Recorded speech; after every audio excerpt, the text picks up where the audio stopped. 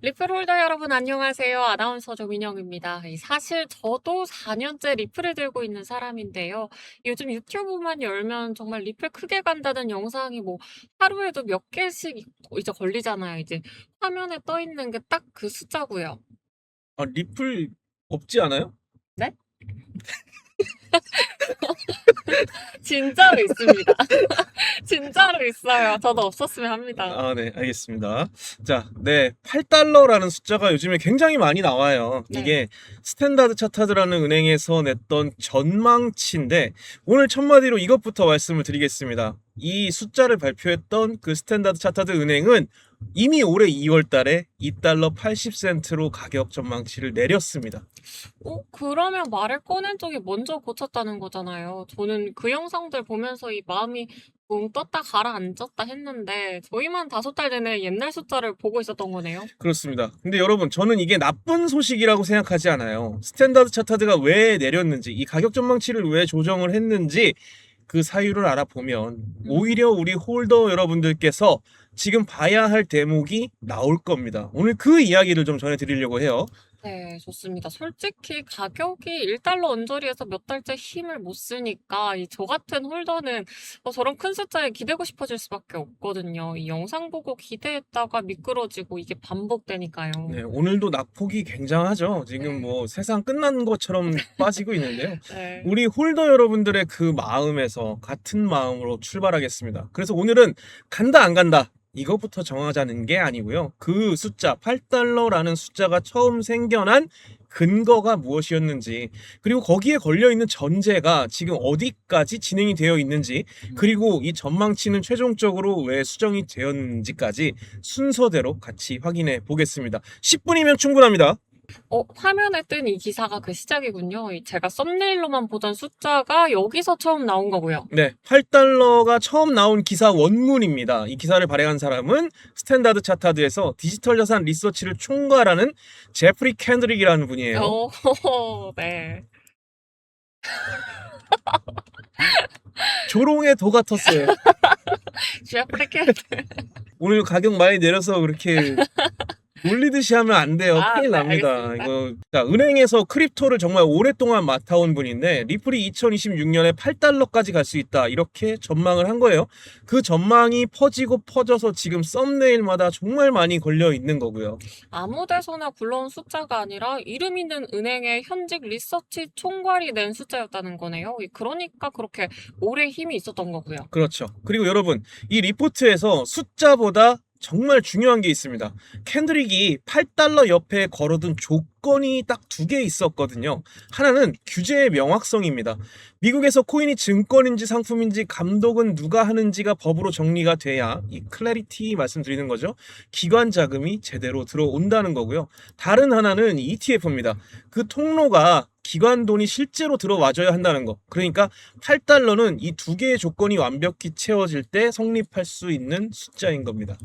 근데 제가 4년간 본 썸네일에 그 조건이 있던 기억이 없는데 이 숫자하고 날짜만 남고 조건은 다 잘려 나간 거네요.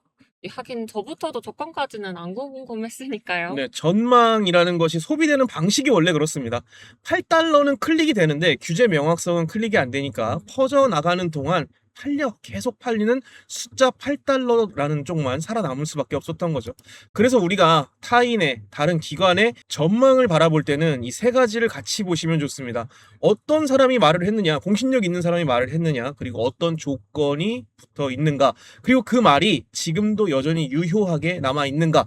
이게 빠지면 정보가 아니라 그냥 찌라시에 가까워진다고 봐야겠죠. 부끄럽지만 저는 셋 중 하나도 안 보고 숫자만 봤습니다.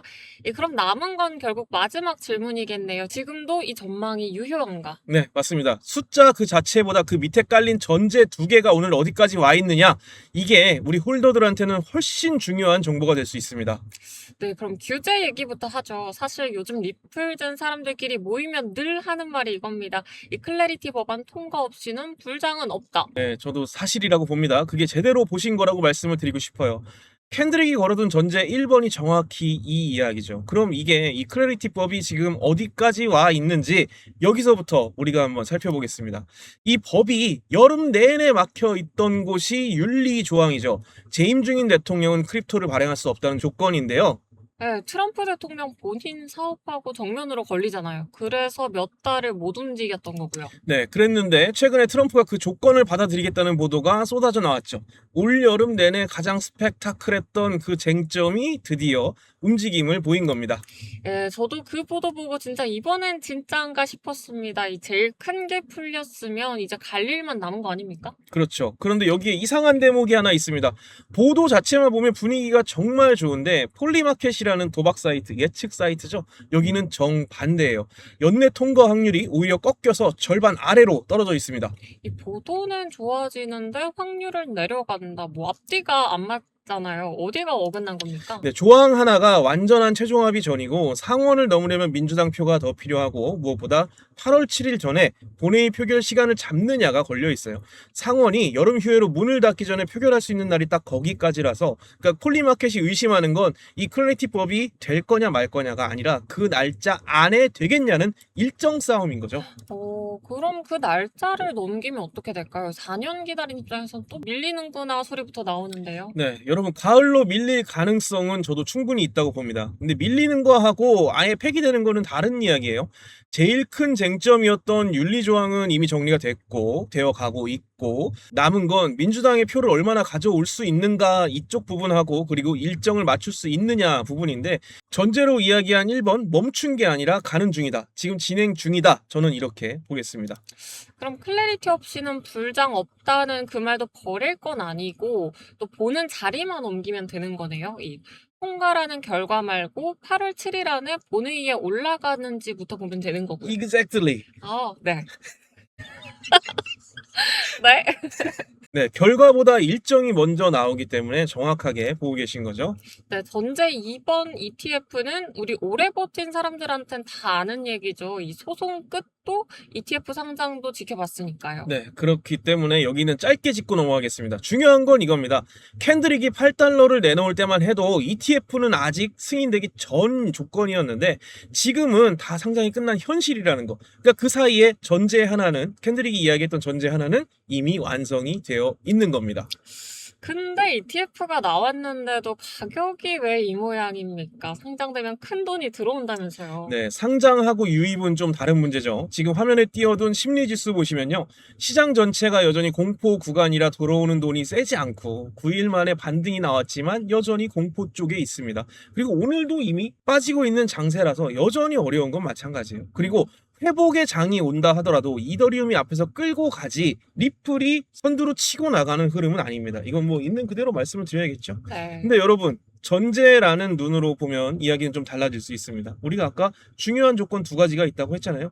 ETF가 아예 없는 거하고 있는데 돈이 덜 들어온 거는 좀 느낌이 다릅니다. 없으면 ETF가 승인이 안 되어 있다면 승인될 때까지 할 수 있는 게 없지만 이미 상장이 되어 있기 때문에 시장의 분위기가 달라지고 우리의 투자 심리가 살아나는 순간 언제든 자금은 들어올 수 있다는 거죠. 문이 없는 거하고 문은 있는데 줄을 안 선 거하고는 좀 다르다는 말씀이시네요. 그래도 이더리움만 먼저 가는 걸 보면 솔직히 속이 쓰린데요. 이게 우리 리플은 또 뒷줄인가 싶고요. 네, 그 순서가 오히려 신호가 될 수 있습니다. 이 시장은 늘 대장이 먼저 가고 다음에 자금이 옆으로 번지는 순서를 반복해왔죠. 사실상 지금까지의 사이클은 비트코인이 항상 먼저 치고 나갔습니다. 근데 요번에 약간 이상하다 생각이 드는 건 이더리움이 먼저 움직이고 있어요. 그래서 이더리움이 어쨌든 치고 달려준다는 건 시장 전체 분위기가 돌아서는 중이라는 뜻일 수도 있고요. 뭐 듣기 좋으라고 말씀드리는 건 아니지만 지난 사이클들이 실제로 밟아온 순서가 지금 비슷하게 흘러가고 있다고 보겠습니다. 자, 그럼 오늘 제일 궁금한 데까지 왔습니다. 이 전제 두 개가 다 살아있는데 그럼 스탠다드 차타드는 왜 대체 자기 숫자를 내렸을까요? 네, 지금 화면에 나오고 있는 게 그 하향 기사의 원문인데요. 같은 은행, 같은 리서치가 올해 2월 달에 내린 판단인데 벌써 5달이 지났는데도 유튜브 속 8달러는 그대로입니다. 그리고 같은 은행이 냈다는 게 핵심인데 밖에서 반박당한 게 아니라 자기의 판단을 자기가 스스로 고친 거라서 자료로 치면 뭐 이만한 게 없습니다. 기사에서 되는 이유는 두 개입니다. 시장 변동성하고 유동성의 위축이에요. 딱 두 개요? 그럼 결국 시장이 안 좋아서라는 얘기 아닙니까? 솔직히 저 같은 홀더는 하향이라는 글자만 보면 이제 다 끝났다고 읽어버리거든요. 이 스탠다드 차트도 결국 접은 거 아니냐 뭐 이렇게요. 네, 그렇게 생각하실 수 있습니다. 근데 여러분, 그 사유를 우리가 한 번만 더 천천히 다시 보겠습니다. 이 사유 어디에도 규제 전망이 틀렸다는 말이 없고 ETF가 실패했다는 문장도 없습니다. 자기들이 내걸었던 전제 두 개는 그대로 두고 지금 시장에 돈이 안 돈다는 이야기만 적은 거예요. 문제 삼은 게 이 조건 쪽이 아니라 시간표라는 거고, 조건을 접은 게 아니라 그 조건이 가격까지 닿는데 시간이 더 걸릴 수 있다라고 이렇게 평가를 한 겁니다. 그러니까 조건이 무너진 게 아니라 늦어지는 거네요. 뭘 내렸고 뭘 그대로 뒀는지 나눠보면 완전히 다른 얘기가 되고요. 네, 구분하는 기준을 하나 말씀을 드리겠습니다. 정말 무서운 리포트는 따로 있어요. 전제 자체가 깨졌으니 이 판을 거둔다. 이렇게 나오는 리포트. 그런 게 나오면 그때는 우리가 처음부터 다시 생각을 해야 됩니다. 근데 이번 건 그 반대죠. 숫자만 낮췄을 뿐 숫자를 바치던 전제 자체는 그대로 둔 겁니다. 무서운 하향하고 견딜 만한 하향을 나누는 기준이 생기네요. 저는 그동안 하향이면 다 같은 하향인 줄 알았거든요. 네, 바로 그겁니다. 오늘 제일 중요한 대목이 여기죠. 전망을 낮춘 하향 폭이 아니라 내리면서 뭘 그대로 두었는가. 숫자는 은행이 필요하면 언제든 다시 적을 수 있지만 이 조건이 살아나기 위한 전제는 리포트가 안 나와도 우리 눈으로 항상 쫓아갈 수 있다는 거. 오늘 이거 하나만 가져가셔도 충분할 것 같습니다. 그런데요. 여기까지 듣고도 안 지워지는 질문이 하나가 있습니다. 그래서 언제 오르냐? 저 4년째거든요. 이 소송이 끝났다는 속보가 뜨던 날도 ETF가 처음 상장되던 날도 계좌 켜놓고 지켜봤습니다. 그때마다 이번엔 가는구나 싶었는데 며칠 좋다가 또 도로 밀려버리고 그 반복을 4년을 한 겁니다. 이 전제가 살아있다는 말은 좋은데 홀더는 결국 날짜가 궁금한 거잖아요. 그렇죠. 그 질문이 나올 수밖에 없는데 우리가 다 같이 이런 시간을 지나오셨다면 그 누구라도 그런 질문이 나올 수밖에 없고 그 질문이 나오는 게 당연한 4년이었다고 보겠습니다. 다만 오늘 같이 보셨듯이 날짜를 이 시간 프레임에 대해서 정하는 건 스탠다드 차트도 틀렸어요. 2026년 8달러라는 날짜하고 숫자를 자기들이 내놓고 올해 2월에 수정을 했잖아요. 전담 인력, 이것만 항상 생각하는 그런 인력이 계산하는 은행의 날짜가 이 정도인데 썸네일에 우리 흔히들 돌아다니는 찌라시에 박힌 날짜는 뭐 말할 것도 없죠. 은행도 못 맞히는 걸 제가 이제 4년을 붙들고 있었네요. 이 날짜를 묻는 것 자체가 답 없는 질문이었던 거고요. 네, 그래서 몇 월 달에 오르냐 대신에 이거를 보시면 좋을 것 같습니다. 오르기 위한 전제, 상승하기 위한 전제 조건이 몇 개나 채워져 있는가.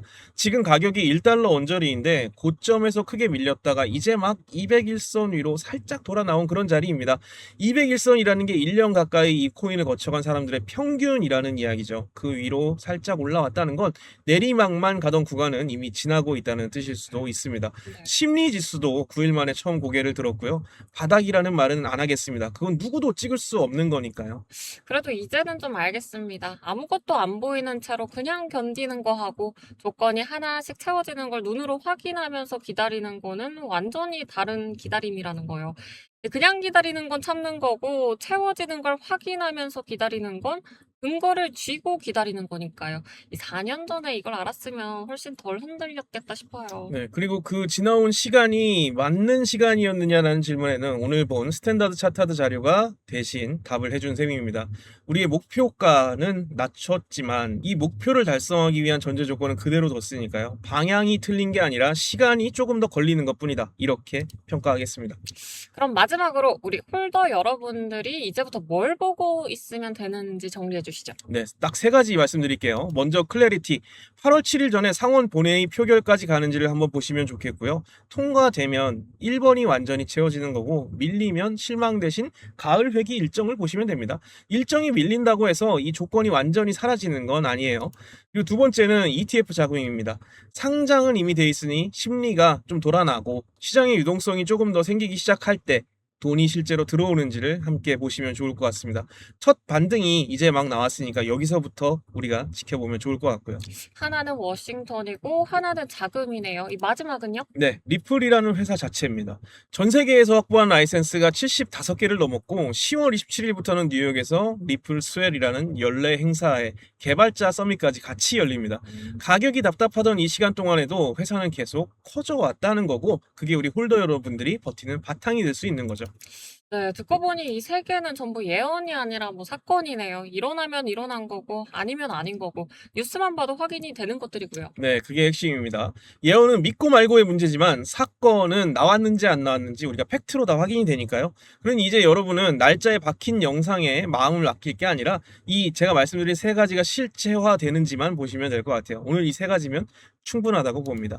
오늘 결론은 8달러가 끝났다 이게 아닙니다. 숫자야 은행이 앞으로도 고쳐 쓸 거예요. 계속 수정이 될 겁니다. 근데 이 전제 조건이 채워지는 과정은 은행 리포트를 기다릴 필요 없이 우리가 하나씩 맞춰볼 수 있습니다. 이 전제 조건들이 훨씬 가까이 와 있다는 거. 저는 이게 여러분이 견뎌온 시간의 제일 단단한 답이라고 보겠습니다. 다음에 또 어디서 큰 숫자가 걸려도 뭐 누가 어떤 전제로 낸 숫자인지부터 묻게 될 것 같습니다. 저부터도요.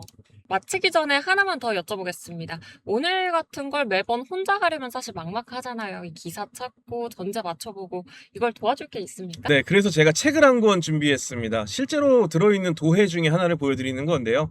매일 쏟아지는 뉴스를 세 가지 질문으로 거르는 법 같은 기본기가 이런 그림들로 담겨져 있습니다.